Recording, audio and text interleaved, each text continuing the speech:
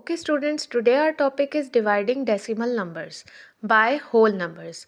Okay, if you are new on my channel, please hit the bell icon. Also hit the subscribe button so you will get the notification of my new videos regarding these topics. And you are new on my channel, then please look at my channel. There is a video regarding multiplication of decimals, so you can also see that. Okay, so we have 0.25 divided by 5. So how we will divide a decimal number by 5? First of all, we see the first digit, that is 0. Okay, 0 is less than 5. So we cannot divide 0 by 5. Okay, so what we will do? In the case of 0.25, any number which has 0 point in the start, then you will put 0 and point in the quotient. First thing, in the case of 0 only, if there is any number, then you cannot write the number on the quotient. Okay, only in the case of 0. Next step we have 2 here. 2 is also less than 5, so we can divide 2 by 4. 2 by 5, no, because 2 is less than 5, so we cannot divide 2 by 5. So we will take 5 as well with 2, so it will become 25.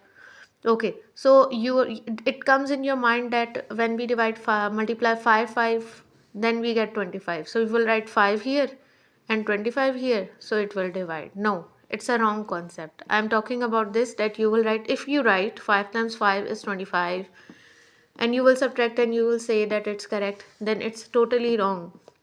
Because it's a rule in maths that whenever you take two digits after the point, I'm saying that after the point, if you are taking two digits in the same step, then you have to put a 0 in the quotient. I'm repeating again that whenever you take two digits after the point in the same step, if you are taking them, then you have to put a 0 in the quotient. 5 times 5 is 25. So when you subtract them, you will get 0 as a remainder. So your answer is complete now.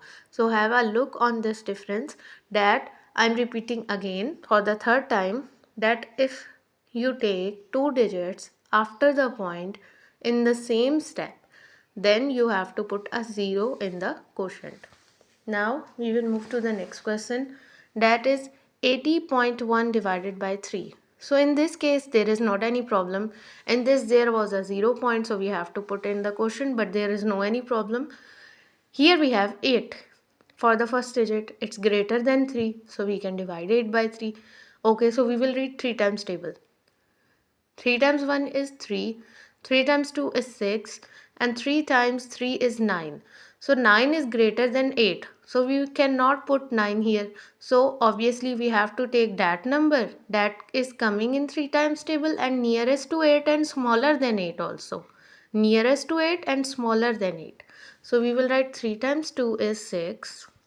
We will subtract 6 from 8, so we get 2. Now 2 is less than 3. So I will take 0 down in the next step. Now you don't have to put 0 in the quotient because we are not taking the digits after the point in the same step. Okay, so 20 is greater than 3. Now we can divide it. 3 times 6 is 18. So I will write 6 here and 18 under 20. Now we will subtract it. Okay, so can we subtract 8 from 0? No. So in this case of subtraction, we have to take borrow from 2. So we will cut 2, 2 will become 1 and you will give 1 to 0. It will become 10 now. Now you can subtract 8 from 10. So it will be 2 and 1 minus 1 is 0. Now is the question has completed? No, because here is 1 also and the remainder is also remaining. Okay, 2. So 2 is smaller than 3. So we cannot divide 2 by 3. Okay, but we have a next digit, that is 1. So we can take 1 down. But there is a problem. There is a problem that 1 is after the point. Then what we will do for the point? We have to shift point in the quotient. Whenever we take a digit that is after the point, then we have to put point in that step in the quotient. So we will take 1 down. 3 times 7 is 21.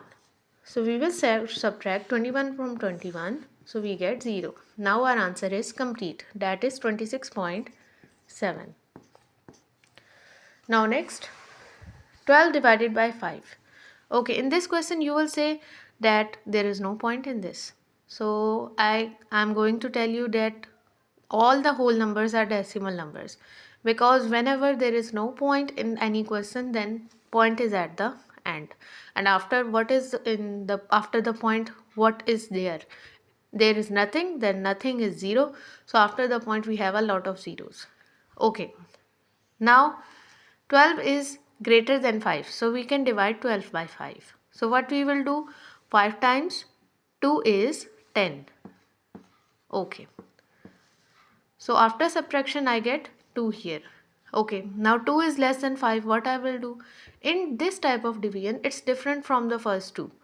Okay, in this type of division, when the digit is less than 5 and you want the remainder 0, then what you will do? You will put a point in the numerator. The same concept, I have told you that after the point, after every whole number there is a point. So I have shifted this point over there, and I will write a 0 here, because after point there are a lot of zeros. Every digit, in every digit's end there are a lot of zeros, and after any digit that is whole number there is a point. So I have put the point there and take the 0 down. Okay, now 5 times 4 is 20. So my question is completed. I have a remainder 0. Now I don't want these zeros, so I have the answer 2.4. Okay students, if you have any questions regarding these questions, because three of them are different, I have explained three type of divisions in one video. If you have any questions or you want to ask any other type of division, then you can also ask me in comment section. Okay students, and also don't forget to subscribe my channel and hit the bell icon. Thank you.